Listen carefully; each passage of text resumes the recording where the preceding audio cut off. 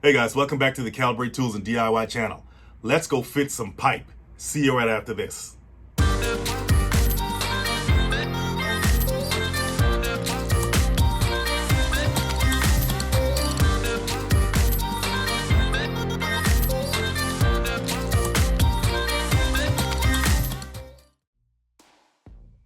So I'm getting ready to measure and cut this 1/2 inch copper tubing into 2 5/8 inch long pieces.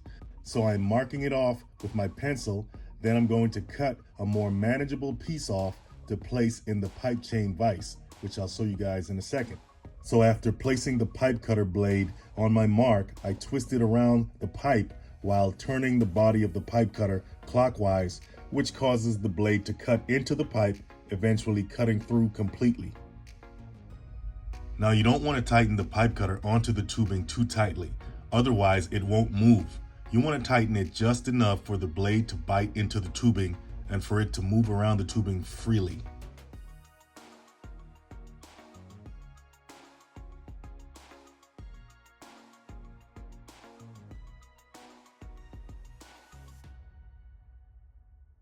Here I am placing the shorter piece of tubing I just cut into the pipe chain vise, and it's called a chain vise for obvious reasons.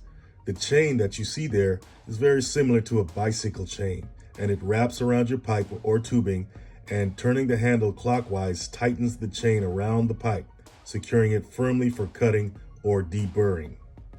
The pipe cutter is also equipped with a blade that's shaped like a shark's tooth that you use to deburr the ends of the pipe, especially after cutting. Burrs are stray pieces of metal that cause the hole to look jagged or irregular, especially after cutting. Deburring the holes or twisting the blade around the inside edge, like you see here, smooths out the edges. Burrs can cause turbulence in the lines due to the vortexes created as a fluid, like gas, passes over them. These turbulent, rapid-flowing fluids can actually degrade the tubing or piping, creating what's called erosion corrosion. That's why it's so important to deburr your pipes before installation. Sanding down the ends of the tubing is also good practice as it gets rid of any grooves or irregularities that can cause leaks or poor fit-ups.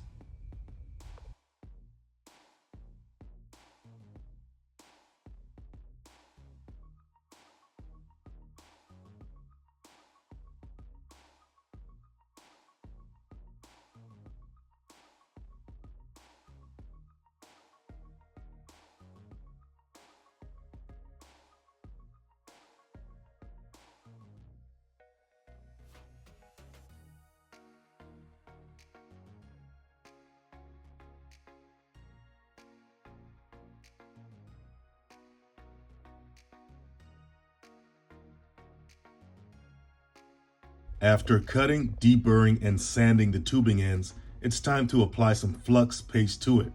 I also apply flux to the inside of this 45-degree street elbow that I fit up to the tube end.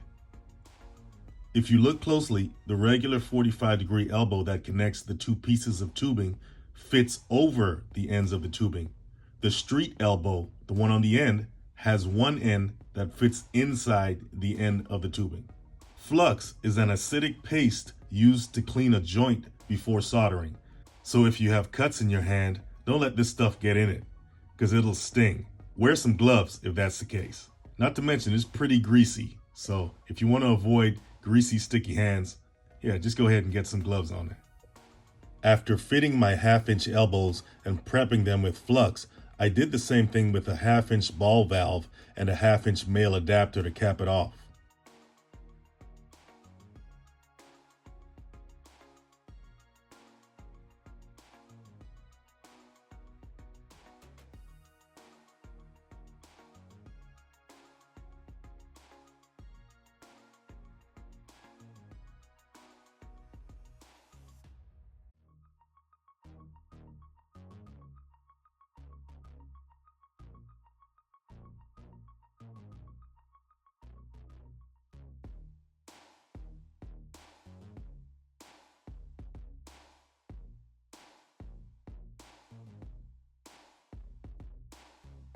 Okay, it's time to solder.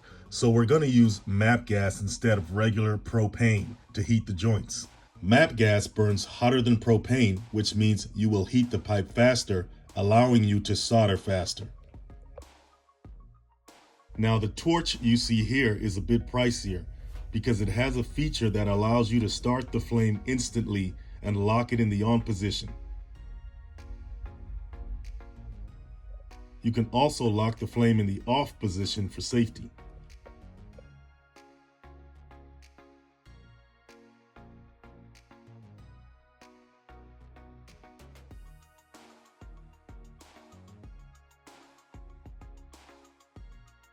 Now the solder wire we're going to use is what's called silver bearing solder. Of course, lead solders are no longer used because of the lead, and they were replaced by lead-free solders. But silver bearing solders are far superior to even lead-free solders because the joint is much stronger when using it.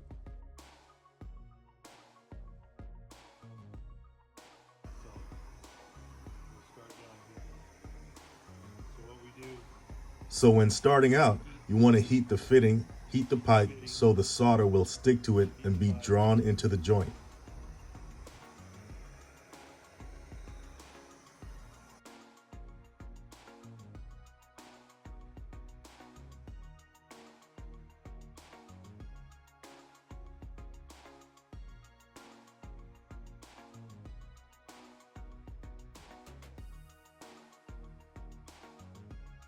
When the solder starts to drip on you, and it will, don't panic, just have a rag nearby. Heat up the droplets with the torch and wipe them away with your rag.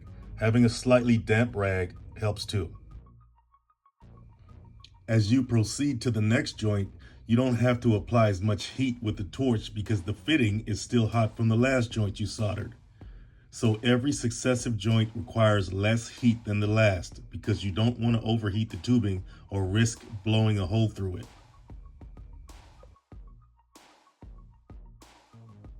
If you notice the solder working its way into and around the joint on its own, it's a result of a process called capillary action, in which a liquid flows into a space not because of gravity, but because of the molecular attraction between the liquid and the surface it contacts.